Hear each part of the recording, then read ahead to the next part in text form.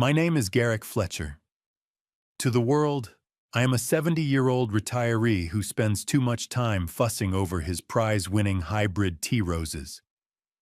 To the neighborhood, I am the quiet widower who drives a 10-year-old sedan and waves politely at the mailman. They see the gray hair, the slight limp in my left leg when it rains, and the reading glasses perched on the end of my nose. They see a man in the twilight of his life, harmless and fading. They are wrong. I am not fading. I am waiting. I sat in the basement of my Victorian home, a space my late wife Eleanor used to call the bunker. It was soundproofed, climate-controlled, and lined with server racks that hummed with a low, steady vibration. On the primary monitor, a high-definition feed showed the front gate of my property. A bead of sweat trickled down my temple, not from heat, but from focus. "Audio check, Channel 4, I said, my voice steady. "Channel 4 is clear, G. "Reception is 100%. A voice crackled in my earpiece. It was Vance. Vance was a man I had arrested 15 years ago for bypassing a bank's biometric vault in under 3 minutes. I was the lead forensic investigator for Titan Security Solutions then. I caught him, but I didn't book him. I saw a kid with too much brain power and not enough guidance. I gave him a choice: prison or a job. He took the job. Now he runs his own legitimate cybersecurity firm, but he still answers my calls on the first ring. Video feeds are synced, Vance continued. I've patched the blind spots in the hallway and the master bedroom. If a dust mite sneezes in that house tonight, you'll see it in 4K resolution. Good, I said, leaning back in my ergonomic chair. Because tonight, we're catching rats, not dust mites. You sure about this, Garrick? Vance's tone shifted, losing its professional crispness. Once we toggle that switch, there's no going back. This isn't an investigation anymore. It's a demolition. I looked at the photo of Eleanor on the desk. She was laughing, her head thrown back, standing in the very garden I now tended alone. She built this house. She built this family. And for the last 6 months, I had watched that family try to tear it apart brick by brick. I'm sure, I replied. They aren't coming for dinner, Vance. They're coming for a surrender. I need everything recorded, every lie, every threat, every greedy glance. Copy that. Systems are green. I'll be on standby on the secure line. Good hunting, G. The line went dead. I stood up, adjusted my cardigan, and walked to the mirror. I practiced my expression. I let my shoulders slump. I widened my eyes to look slightly bewildered. I relaxed my jaw to suggest a hint of senility. The predator was gone. The prey stood in the mirror. Showtime, I whispered. If you're watching this video, tell me where you're from or what time it is for you. I moved upstairs to my study, the heavy oak floorboards creaking under my loafers. On my mahogany desk lay a single manila folder. It wasn't thick, but it was heavy. It contained the ruin of my son, Julian. I opened it, though I had memorized every line. Julian Fletcher, age 45. Occupation, entrepreneur, which was a polite way of saying unemployed dreamer. Current debt load, $250,000. Creditor, a syndicate operating out of Miami, specifically a loan shark named the Butcher. My son wasn't just bad with money. He was addicted to the thrill of losing it. He had gambled away his savings, his 401k, and his dignity. And when that wasn't enough, he had turned to me, not with the truth, but with lies. Beside his file was another, Adriana Fletcher, my daughter-in-law, employment status, junior executive at a logistics firm. Current status, under internal investigation for embezzlement. Amount misappropriated, $50,000. And the final 2 sheets of paper, the newest additions to the pile. Magnus and Daphne Rossi, Adriana's parents. They rolled into town 3 days ago in a leased Mercedes, wearing clothes they couldn't afford, smelling of desperation and cheap cologne. My private investigator had confirmed it this morning. Chapter 7 bankruptcy filed in Florida. Fraudulent transfer of assets. They were running from the feds and they needed a place to hide. They viewed me as the solution. A confused old man sitting on a $2 million property with a fat pension and presumably a hidden stash of cash. They had a plan. I knew it because I had been listening to their phone calls for months. Step 1. Move the Rossis in. Step 2. Have me declared mentally incompetent due to advanced age and dementia. Step 3. Power of attorney. Step 4. Liquidation. They wanted to erase me. I picked up my fountain pen. It felt cool and solid in my hand. It was also a long-range directional microphone with a 12-hour recording capacity. I clipped it into my shirt pocket. I looked at the calendar. April 17th. 1 week ago, I had done something that would have made a weaker man weep. I had anonymously wired $250,000 to the Miami syndicate. I paid Julian's debt. Every penny. I cleared the ledger. He was free. He didn't know it was me, but he knew the threat was gone. He had received the confirmation text on Tuesday. I had watched him read it on the hidden camera in his car. I saw him cry with relief. That was the test. A man with a clean slate has a choice. He can come to his father, confess his mistakes, and ask for forgiveness. He can say, "I messed up, Dad, but I'm safe now, and I want to do better." Or he can see his newfound freedom as a license to sin again. He can think, "I got away with it once. Let's go for the big score." Julian hadn't called. He hadn't come over. Instead, he and Adriana had accelerated their timeline. They weren't just looking for a bailout anymore. They were looking for a takeover. He failed the test, and that failure broke my heart more than any bullet ever could. The sound of a car engine cut through the silence. I walked to the window. A black luxury SUV pulled into the driveway, crushing the gravel. They were here. I shuffled to the front door, adopting the persona I had perfected over the last few weeks. My hands trembled slightly, a calculated affectation. I opened the heavy oak door just as they reached the porch.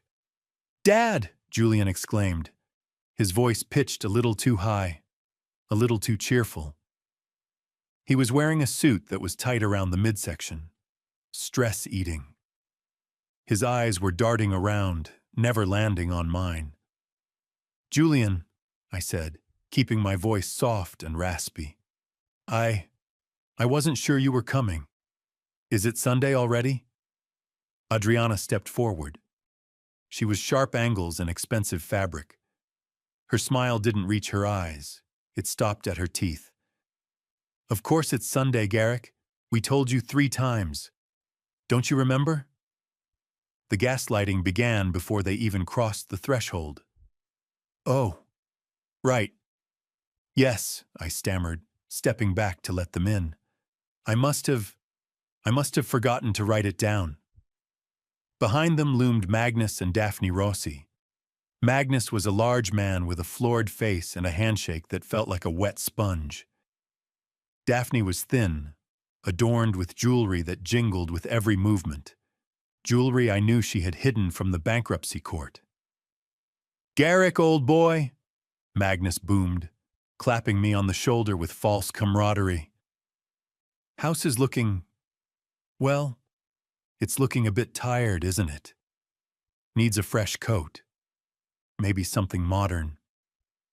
"It's Victorian," I muttered, closing the door. "It's supposed to look this way." "Nonsense," Daphne chimed in, her eyes instantly scanning the foyer, assessing the value of the antique rugged the grandfather clock. It's gloomy. We could brighten this up in a weekend. Open the space. Knock down a few walls. They had been in my house for 30 seconds, and they were already remodeling. Come in, I said, waving them toward the dining room. I made a roast. Well, I hope it's okay. The oven dials are a bit tricky these days. Adriana exchanged a look with Julian. I saw it, the subtle nod. He's losing it. Perfect. We brought wine, Adriana said, holding up a bottle of Cabernet that cost more than my weekly grocery bill. And we need to talk, Garrick, about the future. The future? I blinked rapidly. I'm just trying to get through dinner, my dear. The dining room was tense. The air was thick with unspoken agendas. I had set the table with Eleanor's fine china, the platinum-rimmed plates we had bought in Paris 30 years ago. Magnus was on his third glass of wine before the salad was finished. He ate with his mouth open, chewing loud enough to be picked up by the microphone in the chandelier. So, Garrick, Magnus started, wiping grease from his chin. We've been hearing some concerning things from the kids about your health. I put my fork down, my hand shaking just enough to rattle the silverware against the china. My health? I'm fine, Magnus. Just tired. Tired is the first sign, Daphne said, leaning in like a concerned viper. Forgetfulness, confusion. Julian says you got lost driving to the grocery store last week. I hadn't. I had taken a detour to meet with my lawyer, Baxter Collins. I took a wrong turn, I said defensively. They changed the street signs. They didn't change the signs, Dad, Julian said quietly. He was staring at his plate, pushing peas around with his fork. He couldn't look at me. The guilt was eating him alive, but he was too weak to stop it. You're not safe here alone. This house, it's too big, too many stairs. What if you fall? I manage, I said. I have my routine. Routine isn't enough, Adriana snapped. Her patience was wearing thin. She checked her watch. She wanted this done. Look, let's cut to the chase. Mom and Dad, Magnus and Daphne, they need a place to stay for a while. Their condo in Florida is undergoing renovations. Renovations? I asked innocently. I thought you said they sold it. Renovations, Magnus corrected loudly. Major structural work. We need a base of operations. And since you're rattling around in this mausoleum all by yourself, it makes sense for us to move in. Move in. I looked at Julian. Here. Ideally, yes, Adriana pressed. It solves everything. They can look after you, cook for you, make sure you don't wander off. And in exchange, they get a room. It's a win-win. I don't need looking after, I said, putting a hint of steel in my voice. Just a hint. And Eleanor's guest rooms are full of her things. I can't move them. Eleanor is dead, Garrick. Adriana's voice cracked like a whip. The table went silent. Julian flinched. Adriana, don't. No, Julian, he needs to hear it. She turned her full fury on me. She's been gone for 5 years. You're hoarding dust and memories while your family, your actual living family, is struggling. It's selfish. Selfish, I repeated. The word hung in the air. Yes, selfish, Daphne added. We are offering to help you, to manage this estate. You clearly can't handle the finances anymore. The upkeep alone must be draining your pension. We can take over the bills, Magnus said, reaching for the wine bottle again. I have extensive experience in wealth management. I can streamline your assets, make sure your legacy is protected. I looked at Magnus, the man who had bankrupted 3 companies in a decade. the man who was currently hiding assets from federal investigators. "You want to manage my money?" I asked softly. "We want to help," Julian whispered. I looked at my son. "Is that what you want, Julian? You want your father-in-law to control my accounts?" Julian swallowed hard. He looked at Adriana. She glared at him, a silent command. "It's for the best, Dad," he choked out. You're old." The betrayal was complete. I slowly placed my napkin on the table. I stopped shaking. I straightened my spine.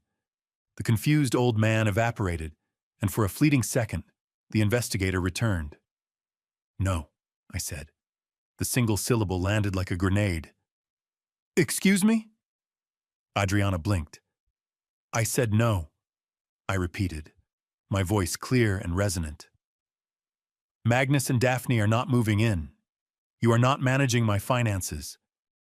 And you are certainly not touching Eleanor's things." "You don't have a choice," Adriana hissed, standing up. Her face was flushed with wine and rage. "We've already spoken to Dr. Montgomery. We're filing for competency review next week. If you don't agree to this arrangement voluntarily, we will have the court force it on you. We will put you in a home, Garrick. A nice, small room with rubber walls where you can't hurt anyone." "Is that a threat?" I asked calmly. "It's a promise," she spat. "Then you should leave," I said. "All of you. Get out of my house." "This isn't your house anymore, old man," Adriana screamed. She grabbed the heavy crystal water pitcher from the center of the table. "It belongs to the family. It belongs to Julian." "Put the pitcher down, Adriana," I said, not moving. "Make me." She was unhinged now. The stress of the embezzlement, the fear of prison, the greed, it all boiled over. She didn't just threaten, she threw it. I saw it coming. In my prime, I would have caught it or dodged it effortlessly. But I didn't. I needed this. I needed the mark. I stood still. The heavy crystal pitcher filled with water and ice struck me squarely on the right cheekbone. The pain was blinding. A white-hot star exploded behind my eyes. The sound of the impact was a sickening thud, followed immediately by the crash of crystal shattering against the wall behind me. I stumbled back, gripping the table. Warm, sticky blood began to pour down my face instantly, soaking into my white collar. The cut was deep. I could feel the skin parted. The room went deathly silent. Adriana stood there, her chest heaving, her hand still outstretched. She looked horrified, not at what she had done, but at the reality of it. Julian gasped. "Oh my God, Dad!" He started to move toward me. "Stay back," I ordered. I didn't shout, but the authority in my voice froze him in his tracks. I pulled a handkerchief from my pocket and pressed it to my cheek. It turned crimson in seconds. You stepped into it," Adriana stammered, her eyes wide. "I didn't. You moved." "Yeah," Magnus said, finding his voice. "You moved, Garrick. Clumsy. You're clumsy." They were already rewriting the narrative. I looked at them. Blood dripped from my chin onto the hardwood floor. "I'm going to the emergency room," I said. My voice was eerily calm. "Wait, Dad. Let us drive you," Julian pleaded. "We can explain."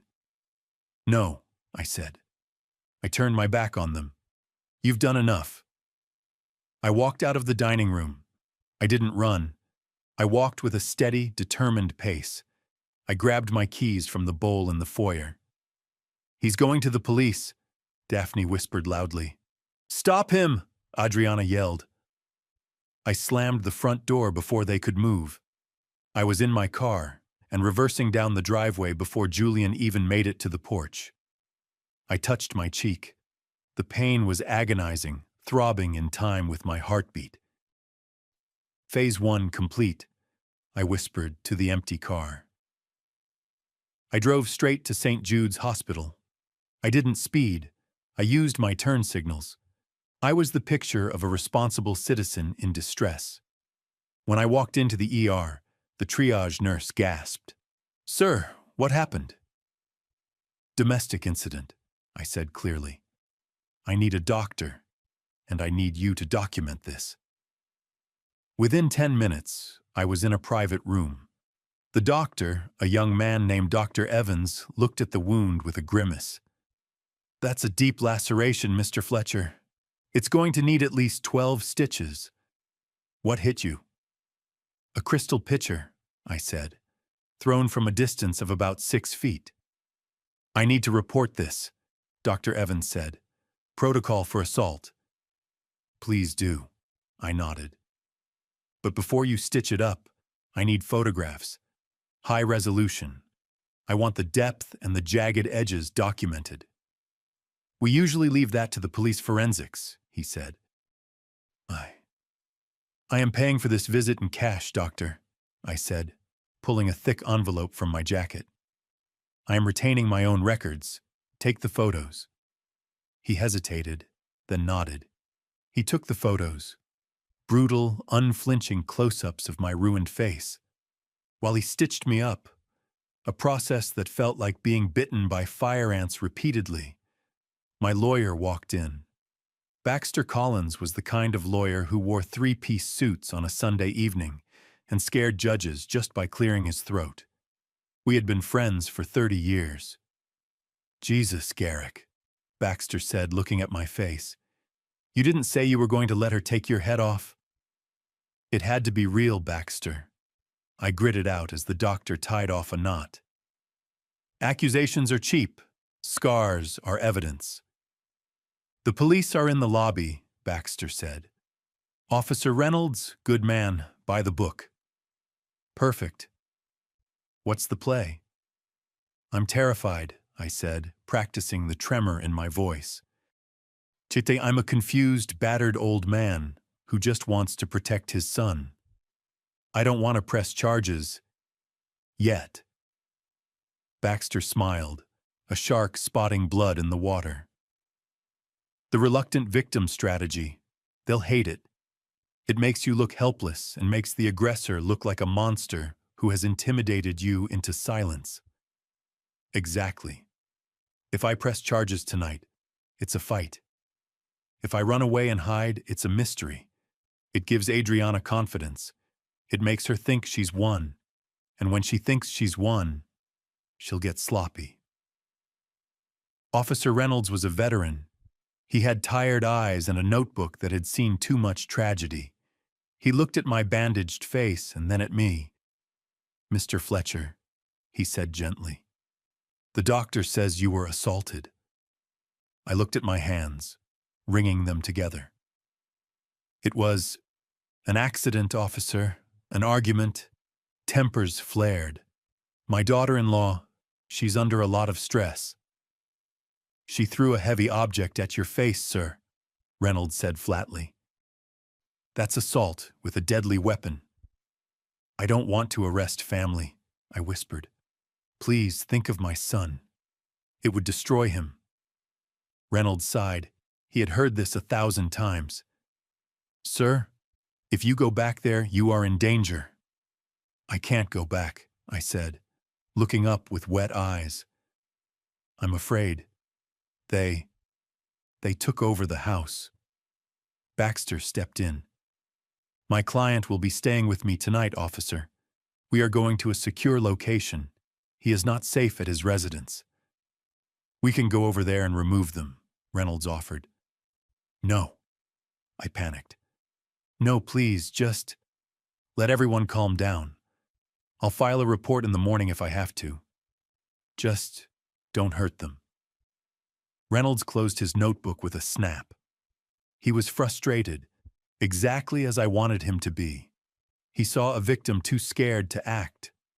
He would go to the house to check on things, but without a complainant willing to press charges, his hands were tied.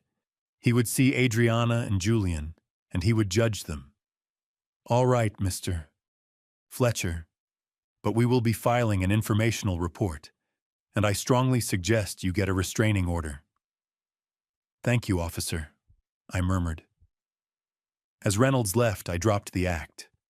My posture straightened. The fear vanished from my eyes, replaced by cold calculation. "Let's go," I said to Baxter. "Vance has the mobile unit parked 2 blocks from the house." "Mobile unit?" Baxter raised an eyebrow. "I thought we were going to your penthouse." "I need to be closer," I said. "I need to be there when the trap snaps shut." The vehicle looked like a generic plumbing van on the outside. Inside, it was a compact version of my basement command center. Vance was sitting at a console, typing furiously. "Garrick." Vance nodded, eyeing my bandage. "Nice war paint." "Is the feed live?" I asked, sitting in the second chair. "Livin' loud," Vance said. He pointed to the bank of monitors. We were looking into my dining room. It was chaos. Adriana was pacing, holding a towel to her forehead. Julian was sitting at the table, head in his hands. Magnus was pouring another drink. "He went to the cops," Adriana shouted. The audio was crisp. "I know he did. That spiteful old bat." "Maybe he didn't," Julian moaned. "Maybe he just went to get stitched up." "Look at the blood, Julian."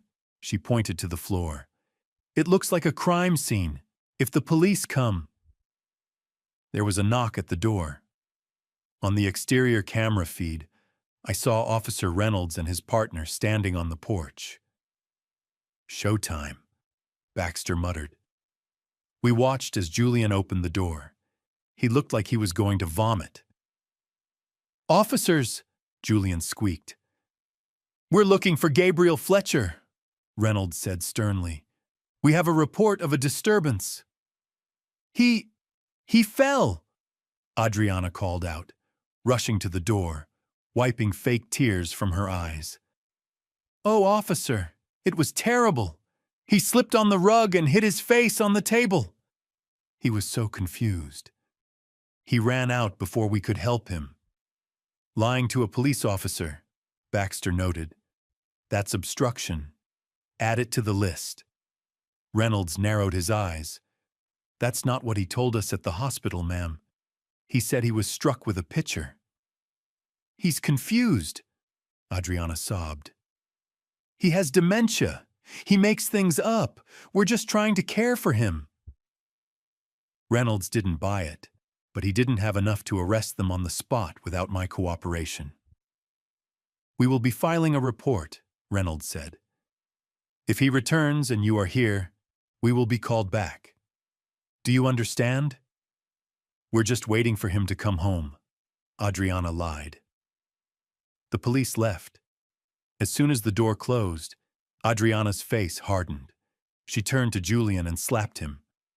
"He's building a case," she screamed. "He's not coming back. He's going to sue us." "What do we do?"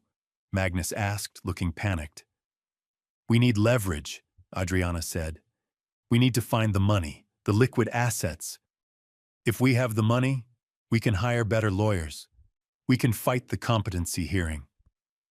"He keeps everything in the bank," Julian said. "No, he doesn't," Daphne interjected. "Old men like that, they don't trust banks. He has a stash, a safe, gold, cash, something." I leaned into the microphone in the van. "Vance, initiate the unexpected ally protocol." Vance grinned, dialing. Inside the house, Julian's phone rang. He looked at it. "Unknown number." "Answer it," Adriana barked. Julian answered. "Hello?" "This is Vance," Vance said, deepening his voice. "I heard you have a security problem." "Who is this?" Julian asked, trembling. "I'm a friend of a friend. Look, I used to do some work for your old man. Security consults. I know the systems in that house better than he does." "What do you want?" "I heard the old man bolted," Vance said smoothly. "And I know you're looking for the rainy day fund, the big safe." Julian put the phone on speaker. Adriana's eyes widened. "You know where the money is?" she asked greedily. "I know where the vault is," Vance lied. "But you'll never get into it without the override codes. The old man has that house locked down tight." "How much?" Adriana asked. 10 grand, Vance said. "Wire it to this crypto wallet, and I'll walk you through the bypass." "Do it," Adriana ordered Julian. "I don't have 10 grand, Julian cried. "Use the corporate card," she yelled. "The one you haven't maxed out yet." Julian fumbled with his wallet. He transferred the money. "Received," Vance said in the van, winking at me. "Okay, listen carefully. The wall safe in the office, that's a decoy. It's empty." "I knew it," Daphne shouted. "The real assets," Vance continued, weaving the web, "were liquidated last year. He converted them to bullion, gold bars." "Gold," Magnus breathed, his eyes lighting up like a slot machine. "Where is it?" Adriana demanded. "He buried it," Vance said. Under the foundation of the greenhouse. He put it in a watertight pelican case and poured concrete over it. But the concrete is thin. You can break through it with a sledgehammer. "The greenhouse," Julian said. "That's why he spends so much time out there." "The false lead," I whispered to Baxter. "Hook, line, and sinker." It had started to rain. A cold, miserable April downpour. On the monitors, we watched the four of them, Julian, Adriana, Magnus, and Daphne, run out the back door. They were armed with shovels and a pickaxe they found in the garage. They were wearing their Sunday best, Adriana in her designer dress, Magnus in his Italian loafers. They reached the greenhouse. It was dark and muddy. "Dig!" Adriana screamed, pointing at the floor. "Right there, near the roses." Magnus swung the pickaxe. It hit the dirt with a wet thud. For the next hour, we watched them destroy themselves. The rain soaked them to the bone. The mud ruined their clothes. They slipped. They fell. They cursed. Magnus swung the axe and hit a rock, sending a vibration up his arms that made him drop the tool and howl in pain. "Keep digging, you idiot!" Daphne yelled, her hair plastered to her skull. Julian was crying again, shoveling mud like a prisoner on a chain gang. "It's not here. There's nothing here." "Deeper!" Adriana shrieked. She was on her knees, clawing at the mud with her bare hands, her manicured nails breaking, her expensive dress caked in filth. She looked like a ghoul. They dug a hole 3 feet deep and 6 feet wide. They found nothing but worms and roots. "He lied," Julian gasped, collapsing into the mud. "The guy on the phone, he lied." Adriana stood up, shivering violently. "He played us. The old man. He's watching." She looked up at the security camera in the corner of the greenhouse. She wiped mud from her face, smearing it like war paint. "He's watching us right now," she whispered. "Let's go inside." Magnus moaned. "I'm freezing." They stumbled back to the house, defeated, dirty, and furious. They entered the mudroom, dripping water and filth onto the pristine tile. "We need to leave," Julian said, his teeth chattering. "We need to get out of here." "We aren't going anywhere," Adriana snapped. "We're finding that money." "There is no money," Julian yelled back. "Don't you get it? He played us." Julian grabbed the handle of the back door to leave. It didn't turn. He pulled harder. "It's locked." "Unlock it then," Adriana shouted. "I can't. The thumb turn won't move." "Try the front door." They ran to the foyer. Julian grabbed the massive brass handle of the front door. He twisted. Nothing. "It's the magnetic locks," Julian whispered in horror. "The emergency lockdown. He sealed the house." "Break a window," Magnus yelled, grabbing a heavy umbrella stand. He swung it at the living room window. The umbrella stand bounced off the glass with a dull thud. Polycarbonate laminate, Vance said in the van. Hurricane-proof, impact-resistant. You'd need a battering ram to get through that. They were trapped. "What is happening?" Daphne screamed. "I want to go home." "You are home," I said. My voice boomed through the house speakers. I had the microphone in the van keyed up. They all froze. They looked up at the ceiling, terror washing over their muddy faces. "Garrick?" Julian whispered. "Hello, Julian," I said. "You look cold." "Let us out!" Adriana screamed at the ceiling. "This is kidnapping. This is false imprisonment." "It's not imprisonment," I corrected. "It's a security lockdown triggered by intruders. I'm just protecting my property." "We aren't intruders. We're family," Magnus bellowed. "Family doesn't throw crystal at my head," I replied coldly. "Family doesn't try to have me committed, and family certainly doesn't dig up my prize-winning roses looking for non-existent gold." "You set us up!" Adriana yelled. "Anna, I gave you a shovel," I said. "You chose to dig." I nodded to Vance. "Open the library." Inside the house, the large mahogany bookcase in the study clicked loudly. It swung open slowly, revealing the hidden panic room, the entrance to the bunker from the inside. They huddled together in the foyer, watching the dark opening. "Come into the library," I commanded. "No," Julian whimpered. "The police are 5 minutes away," I said. "You can wait for them in the foyer, covered in mud and guilt, or you can come talk to me." They moved slowly toward the library. I stepped out of the secret door from the basement stairs, entering the library. I was clean. I was dressed in a fresh suit. The bandage on my face was stark white against my skin. Baxter stood beside me. Julian, Adriana, Magnus, and Daphne stood before us. They were a pathetic sight. Wet, shivering, covered in mud, their eyes wide with fear. "Dad," Julian started, taking a step forward. "Stop," I said.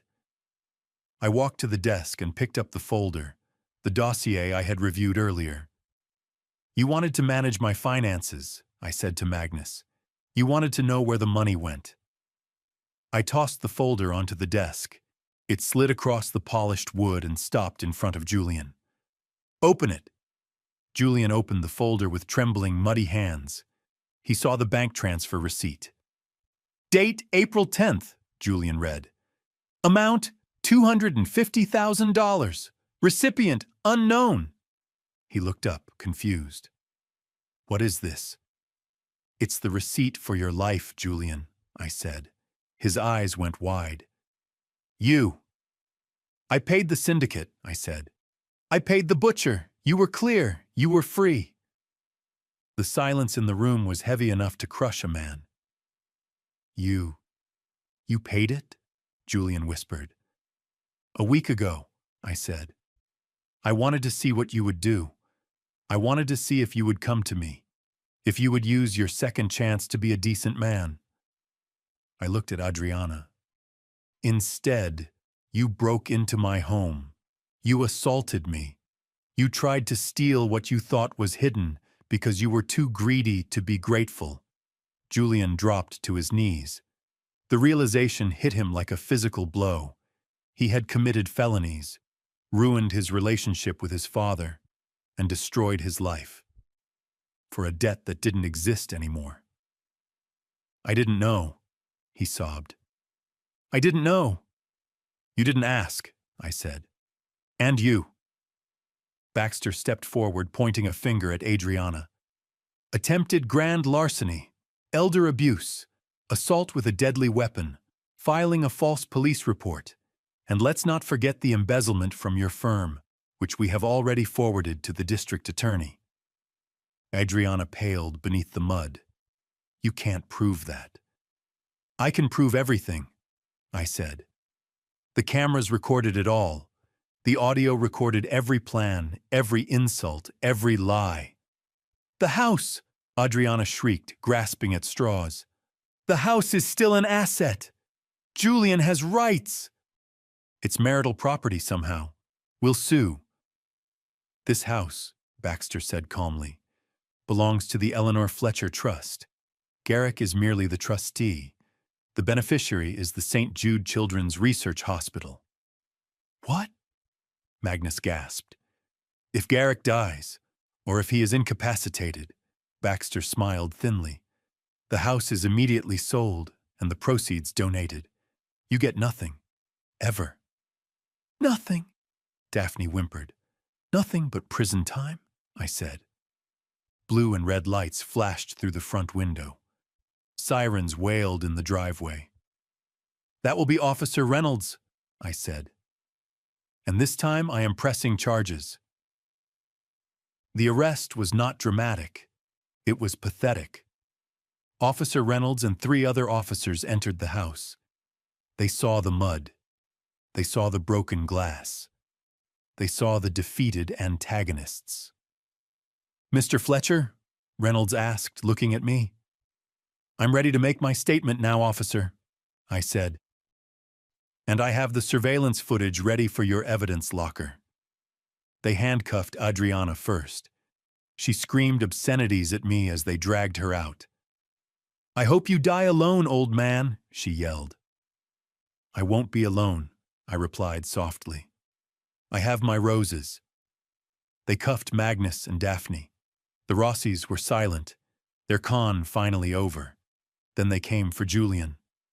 My son stood up. He didn't fight. He didn't scream. He looked at me with dead eyes. "Dad," he whispered, "I'm sorry." I looked at him. The boy I taught to ride a bike.